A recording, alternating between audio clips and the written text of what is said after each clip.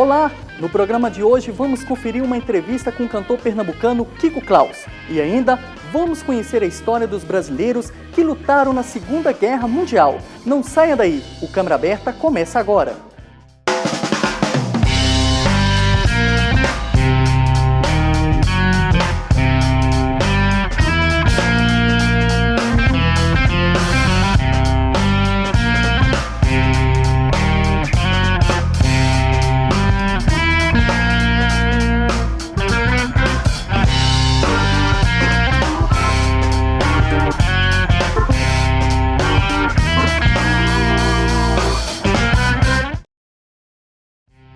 Natural de Pernambuco, Kiko Klaus vem conquistando seu espaço na cena musical belo-horizontina. Além de cantor e compositor, Kiko tem uma longa experiência como produtor musical. Em 2008, lançou seu primeiro CD solo, O Vivido e O Inventado, que recebeu importantes elogios da crítica nacional e internacional. Um cantor com estilo único que consegue reunir ritmos e influências diversificadas com naturalidade. Conheça mais a trajetória de Kiko Klaus na entrevista especial de Lorena Mendonça. Aqui ao meu lado eu tenho o Kiko Klaus, ele é cantor, compositor e produtor musical. Kiko, bem-vindo ao programa Câmara Aberta. Um prazer estar com vocês aqui, Lorena. É planta criando raiz pra vingar.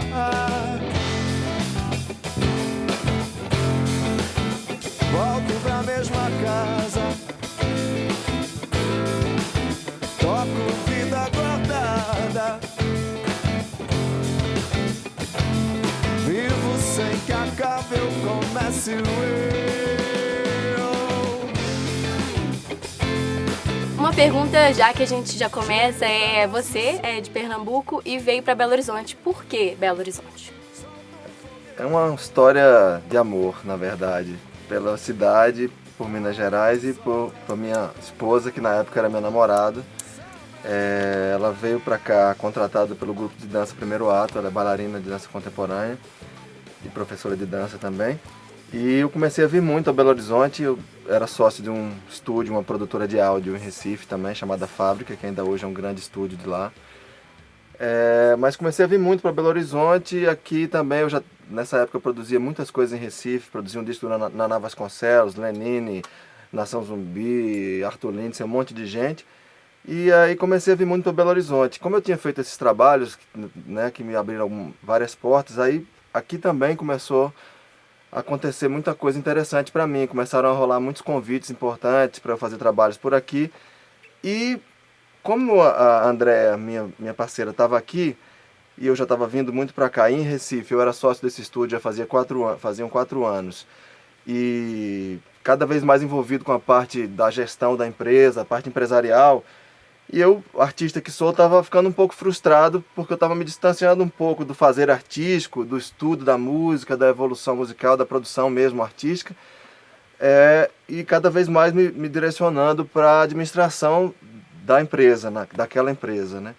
E aqui sempre aparecendo mais e mais convites, e eu vinha sempre, e aí comecei a fazer uma trilha para o grupo Primeiro Ato, do espetáculo que comemorava o centenário do Carlos Drummond de Andrade. E aí esse trabalho me abriu mais e mais portas, até que no final de 2 anos desse ir e vir, Recife, Belo Horizonte, eu acabei tomando a decisão de vir definitivamente.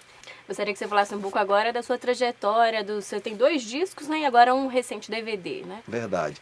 Eu tenho 2 discos de canção, 2 discos autorais, né, de canções autorais, um em parceria com um colombiano, que é um guitarrista e produtor musical chamado Carlos Jaramillo, e fizemos o primeiro disco juntos, que chama Mesma Lua, e depois eu fiz o Vivido e o Inventado, que inclusive o título é uma referência a um poema do Drummond, que meio que celebrava essa minha relação com Minas Gerais e com a Espanha também, era um pouco do diálogo entre a música pernambucana, a música mineira e a música espanhola, americana também, que eu morei um bom tempo nos Estados Unidos. Mas fora esses 2 discos, eu trabalho muito com trilha sonora, principalmente para dança contemporânea, mas já fiz coisa para cinema, teatro também. É um universo que me interessa muito. Você abrigou Belo Horizonte, né? E o que mais te chama a atenção aqui na cidade? O que te encanta? Há muitas coisas. Eu sou muito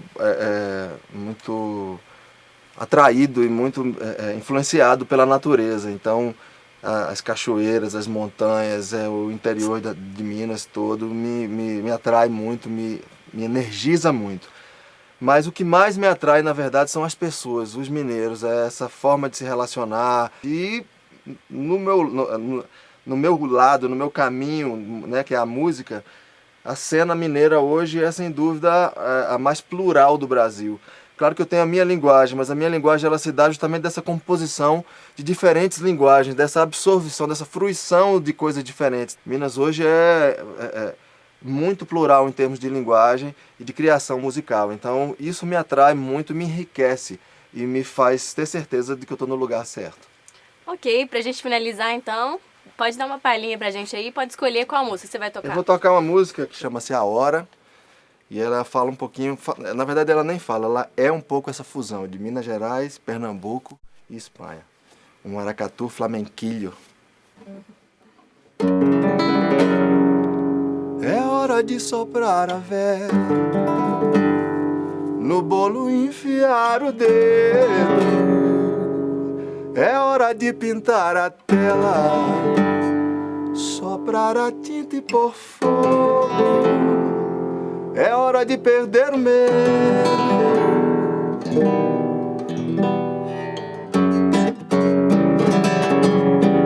É hora de contar segredos, criar feitiço como cheiro. É hora de virar entranha, tamanha que é a vontade. É hora de virar metade. Shake, shake, shake, shake, shake, shake, shake, shake, shake, shake.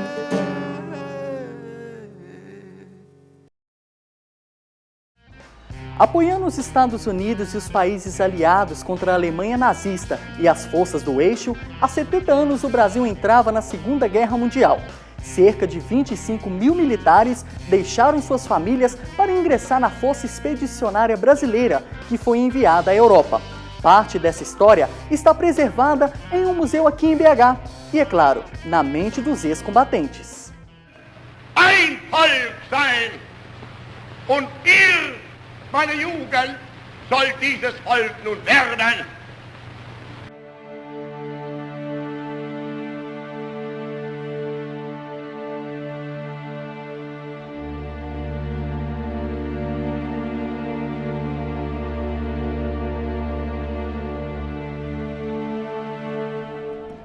O início da Segunda Guerra Mundial data de 1939, mas as causas vêm de anos anteriores.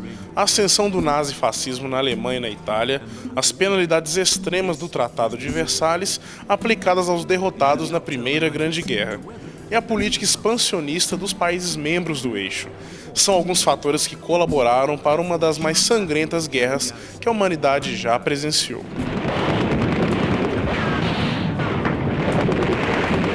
No dia 1º de setembro de 1939, Hitler invade a Polônia e dá início a um conflito que envolveu o mundo. À medida que a guerra se desenrolava, o Brasil mantinha uma postura neutra, mas essa neutralidade não foi definitiva. Getúlio Vargas estava num período de modernização do país, existia um projeto de uma construção de uma grande usina hidrelétrica e aí o Brasil estava pendente aí para ver se o recurso viria das indústrias alemãs ou se ele iria para o lado de um financiamento, de um empréstimo norte-americano. E quando esse empréstimo norte-americano veio à tona, quando os Estados Unidos decidiu fazer esse empréstimo para o governo brasileiro já foi tendendo um pouquinho mais para o lado dos aliados, né? E aí outra negociação. Caso o governo brasileiro cedesse territórios estratégicos, pontos estratégicos do território nacional, para algumas bases militares norte-americanas, os Estados Unidos garantiriam em troca uma remilitarização das Forças Armadas Brasileiras. O ex-soldado Mário Couto esteve entre os homens que compunham a FEB e lutaram bravamente em território inimigo. O jovem soldado, que tinha 23 anos de idade, agora é pai de 4 filhos, avô de 12 netos e bisavô de 7 bisnetos. Mesmo com 92 anos, ele ainda guarda algumas recordações do que viveu na Itália. Durante o dia me orientavam. mapas, papéis, aqueles papéis me orientavam, tudo isso. Eu saía de uma patrulha até determinado lugar. E atrás de mim vinha a tropa, vinha o grupo, o pelotão vinha atrás, me guarnecendo, e eu lá cuidando dele lá. Já veio o sargento Fontes, esse que entrou às 9 horas no front. Meia-noite e 15 morreu.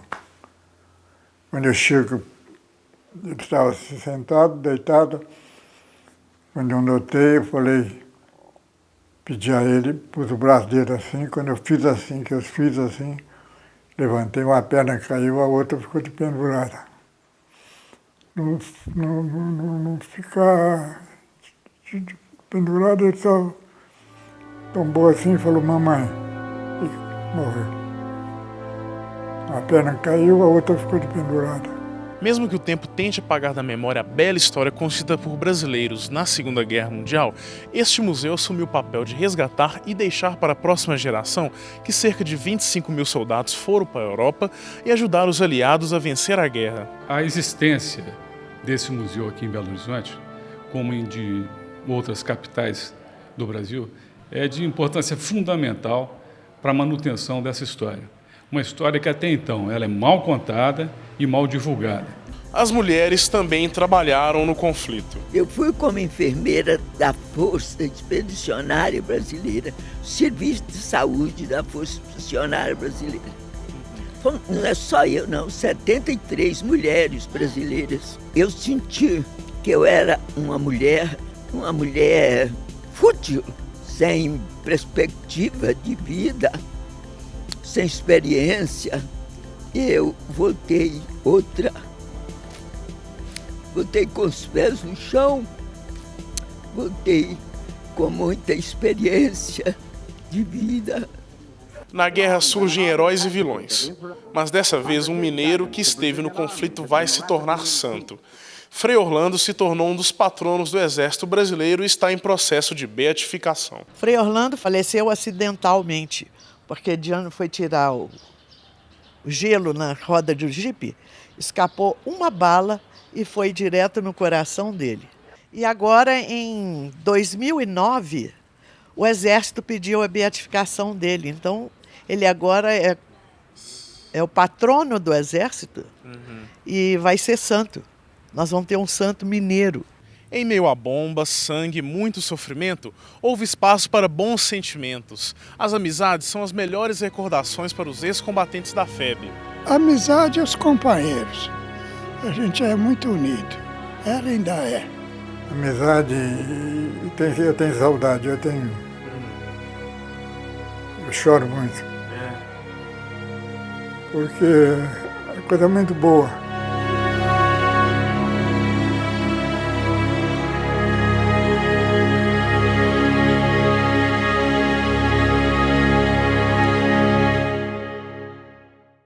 O Museu da Força Expedicionária Brasileira funciona de segunda a sexta, de 1 às 5 da tarde, e aos sábados e domingos, de 10 a 1 da tarde. A entrada é gratuita. Mais informações pelo telefone 3224-9891. O programa de hoje fica por aqui. Continue acompanhando a nossa programação pelas redes sociais. Um forte abraço e até lá!